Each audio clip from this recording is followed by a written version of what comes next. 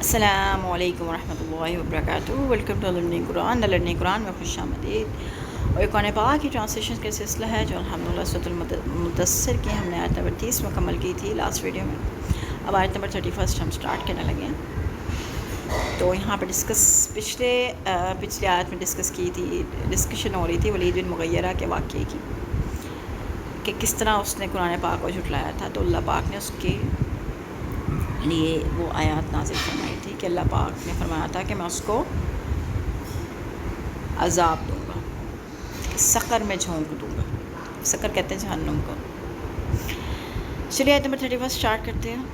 اعوذ باللہ من الشیطان الرجیم، بسم اللہ الرحمن الرحیم۔ شروع اللہ کے نام سے جو بڑا مہربان اور نہایت رحم کرنے والا ہے۔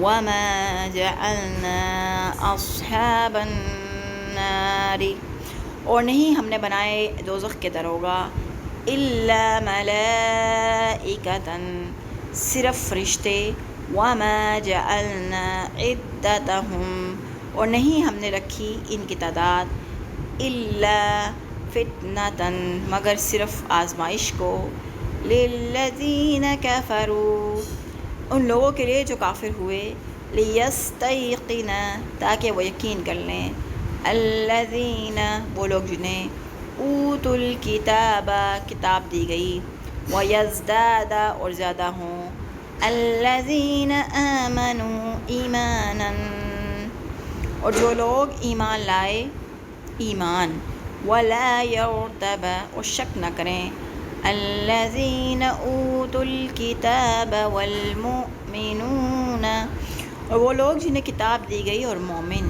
ولیقول، اور تاکہ وہ کہیں، الذین فی قلوبہم مرض، وہ لوگ جن کے دلوں میں روگ ہے، والکافرون، اور کافر، ماذا، کیا، اراد اللہ بہذا مثلا، ارادہ کیا اللہ نے اس مثال سے، کذالک، اسی طرح، یضل اللہ من یشاء، اللہ گمراہ کرتا ہے جسے وہ چاہتا ہے، ویہدی من یشاء، اور ہدایت دیتا ہے جسے وہ چاہتا ہے، وما یعلم، اور نہیں جانتا، جنود، لشکروں کو، ربک الا هو، تیرے رب کے سوائے وہ خود، وما ہی الا ذکر للبشر، اور نہیں یہ مگر نصیحت آدمی کے لیے۔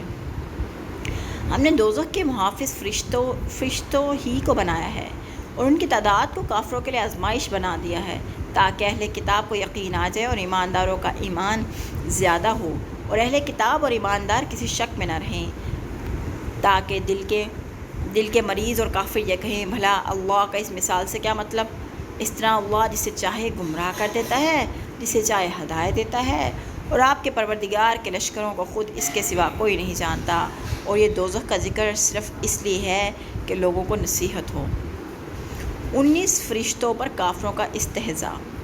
دوزخ پر 19 فرشتوں کے تقرر کی بات سن کر مشرکین ٹھٹھا لگانے لگے کہ ہم تو ہزاروں لاکھوں کی تعداد میں ہیں، پھر اگر ہمارے لیے جہنم کے عذاب کی بات درست ہوئی اور یہ 19 ہمارا کیا بگاڑ لیں گے؟ ہم 10 مل کر بھی ایک فرشتے کا مقابلہ نہ کر سکیں گے؟ ان میں سے ایک پہلوان ٹائپ آدمی کہنے لگا ان میں سے 17 کو تو میں سنبھال لوں گا، باقی 2 سے تم نمٹ لینا۔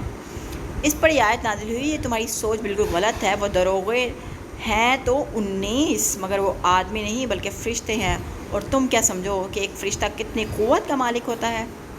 یعنی اہل کتاب اور مومن لوگ فرشتوں پر بن دیکھے ایمان لانے والے ہیں، اور ان فرشتوں کی قوت اور قدرت کا بھی انہیں علم ہے، لہذا وہ کبھی ایسا استہزاء نہیں کر سکتے، بلکہ ایسی آیات سن کے ان کے دل دہل جاتے ہیں، ان کے ایمان میں مزید اضافہ ہوتا ہے۔ اس آیت میں مرض سے مراد شک کی بیماری ہے، یعنی منافقین اور کافر دونوں ہی تو ہدایت کی باتوں سے محروم رہتے ہیں، یعنی ایک ہی بات یا ایک ہی مثال سے بدبخت آدمی گمراہ ہو جاتا ہے، جبکہ سلیم الطبع آدمی اسی مثال سے ہدایت حاصل کر لیتا ہے، جس نے بہرحال نہ ماننے کا تہیہ کر رکھا ہو اور ہر کام کی بات کو ہنسی مذاق میں اڑا دیتا ہے، اور جس کے دل میں اللہ کا خوف اور ہدایت کی طلب ہو، اسی بات سے اس کے ایمان و یقین میں ترقی ہو جاتی ہے۔ اللہ کے لشکر، فرشتے بھی اور فرشتوں کے علاوہ جتنی بھی اللہ کی مخلوق ہے، اللہ اپنی مخلوق سے لشکروں کا کام لے سکتا ہے۔ وہ ابابیلوں سے اصحاب فیل کو پٹوا بھی سکتا ہے اور مروا بھی سکتا ہے۔ وہ ہواؤں کو حکم دے کہ آج جیسی قد آور، طاقتور اور سرکش قوم کا سر توڑ سکتا ہے، بلکہ جس قدر بھی باطنی اسباب ہیں وہ سب اللہ کے کنٹرول میں ہیں، اور وہ اللہ کے لشکر ہیں جن سے وہ جس قسم کا کام لینا چاہے لے سکتا ہے۔ کافروں سے جہنم کے فرشتوں کا ذکر اس لیے کیا گیا کہ ان کے علاوہ دوسرے سب لوگوں کو بھی عبرت حاصل ہو۔ آیت نمبر 32 دیکھتے ہیں۔ کلا والقمر، مگر یہ لوگ ہرگز نصیحت قبول نہ کریں گے، چاند کی قسم، واللیل اذ ادبر، اور رات کی جب وہ جانے لگے، والصبح اذا اسفر، اور صبح کی جب وہ روشن ہو جائے، انہا لإحدی الکبر، کہ دوزخ بھی بہت بڑی چیزوں میں سے ایک ہے، بہت بڑی آفت ہے۔ چاند کی شکلیں، ان کا گھٹنا بڑھنا، دن اور رات کا وجود اور ان کا باری باری آنا، رات کی تاریکی کے بعد سپیدہ سحر کا نمودار ہونا، اللہ کی یہ نشانیاں بھی کچھ کم حیرت انگیز نہیں ہیں۔ فرق صرف یہ ہے کہ یہ چیزیں جو کہ ہر روز انسان کے مشاہدے میں آتی رہتی ہیں، اس لیے وہ ان میں غور کرنے کی ضرورت محسوس ہی نہیں کرتا، اور جب دوزخ کا ذکر آتا ہے تو فوراً اس کا انکار کر دیتا ہے، صرف اسی لیے کہ اس نے تاحال دوزخ دیکھی نہیں، ورنہ ان اشیاء کی قسم جنہیں انسان دیکھ رہا ہے، جہنم کا وجود ناممکن نہیں ہے، اور انسان کے لیے ڈر جانے کی چیز ہے، مذاق اڑانے کی چیز نہیں۔ جیسے کافروں نے جب سنا کہ اچھا جہنم پہ صرف 19 فرشتے مقرر ہیں، بلکہ جہنم کے دروغے 19 ہیں، تو وہ ٹھٹھے اڑانے لگے، مذاق اڑانے لگے۔ تو اللہ پاک فرما رہے ہیں کہ یہ انسان کے ڈر جانے کی چیز ہے، یہ مذاق اڑانے کی چیز نہیں ہے۔ نذیرا للبشر، وہ انسانوں کے لیے موجب خوف ہے، لمن شاء منکم ان یتقدم، اور جو کوئی بھی چاہے تم میں سے وہ آگے بڑھے، او یتأخر، یا پیچھے رہے، جو تم میں سے آگے بڑھنا چاہے یا پیچھے رہنا چاہے۔ حقیقت تو وہی کچھ ہے جو تمہیں بتا دی گئی ہے، اب یہ بات ہر شخص کے پسند اور ارادہ و اختیار پر منحصر ہے کہ آیت کے ہدایت کی طرف آگے بڑھتا ہے یا گمراہی کی دلدلوں میں پھنسا رہتا ہے۔ کل نفس بما کسبت رہینہ، ہر شخص اپنے اعمال کے بدلے گروی پڑا ہوا ہے، الا اصحاب الیمین، سوائے دائیں ہاتھ والوں کے۔ اصحاب الیمین یعنی دائیں جانب والے یا دائیں ہاتھ والے، یہ ان لوگوں کا لقب ہے جن کو جنت کا پروانہ ملنے والا ہوگا اور اعمال نامہ دائیں ہاتھ میں دیا جائے گا۔ یا اللہ ہمیں اصحاب الیمین میں سے رکھ لینا، اے اللہ ہم سب کو اصحاب الیمین میں سے رکھ لینا، آمین آمین آمین یا رب العالمین۔ فی جنات یتساءلون، وہ جنتوں میں ہوں گے، عن المجرمین، مجرموں سے پوچھتے ہوں گے، ما سلککم فی سقر، تمہیں کیا چیز دوزخ میں لے گی۔ جنت اور دوزخ میں طویل مسافت کے باوجود جب اہل جنت اہل دوزخ میں سے اپنے کسی دنیا کے ساتھی کو دیکھیں گے، ان سے کلام کرنا چاہیں گے تو کر سکیں گے، کیونکہ اس دنیا میں لوگوں کو جو قوت سمع و بصر وغیرہ عطا کی جائیں گی وہ اس دنیا میں عطا کرتا قوتوں سے درجہ زیادہ ہوں گی۔ مثلا اس دنیا میں کوئی انسان اللہ تعالیٰ کو نہیں دیکھ سکتا، لیکن آخرت میں مومن لوگ بلا تکلف اللہ تعالیٰ کا دیدار کر سکیں گے۔ سبحان اللہ، کیسا سما ہوگا وہ۔ بالکل اسی طرح جیسے ہم اس دنیا میں چاند کی طرف دیکھ سکتے ہیں اور ہمیں سرور بھی حاصل ہوتا ہے،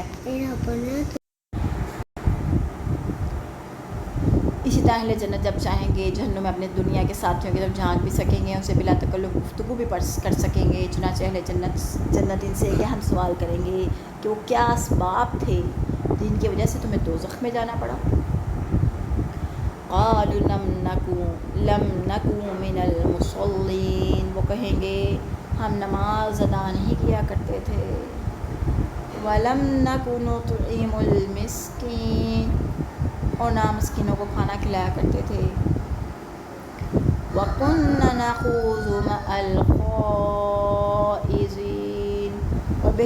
بیہودہ شک و شبہات پیدا کرنے والوں کے ساتھ ہم بھی لگے رہتے تھے۔